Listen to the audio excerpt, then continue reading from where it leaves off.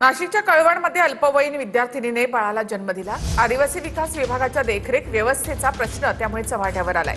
अल्पवयीन मुलाने अत्याचार केल्याचं समोर आलंय। पोलिसात या संदर्भात गुन्हा दाखल झाला।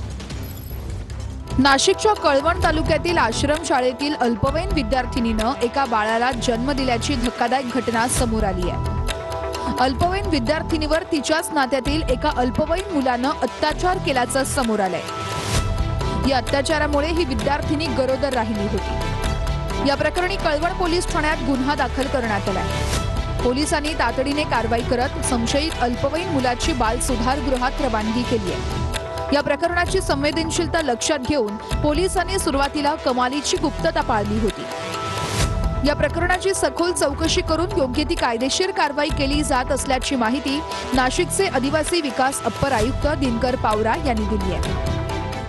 सदर विद्यार्थीने शाळेत तिने यावर्षी प्रवेश घेतलेला नाही, परंतु गावी तिने गावी राहत्या गावी हे झालेलं आहे, तिचं बाळंतपण झालेलं आहे अशी घटना लक्षात आली आहे। त्याबाबत पोलीस स्टेशनमध्ये गुन्हा नोंदवण्यात आलेला आहे आणि संबंधित जे आहेत त्यांच्यावर पोस्को खाली कारवाई करून त्यांना बाल सुधारगृहात पाठवण्यात आल्याबाबतची माहिती आम्हाला मिळालेली आहे। नाही, फारच गंभीर बाब आहे।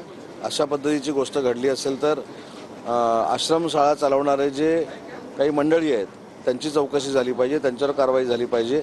हे कृत्य कोणी लपवून ठेवलं दबावानं त्याच्यावर देखील कारवाई झाली पाहिजे। नुसती कारवाई नाही झाली पाहिजे, अन्य आश्रमशाळेमध्ये अशी परत घटना घडणार नाही अशा पद्धतीची कडक कारवाई झाली पाहिजे।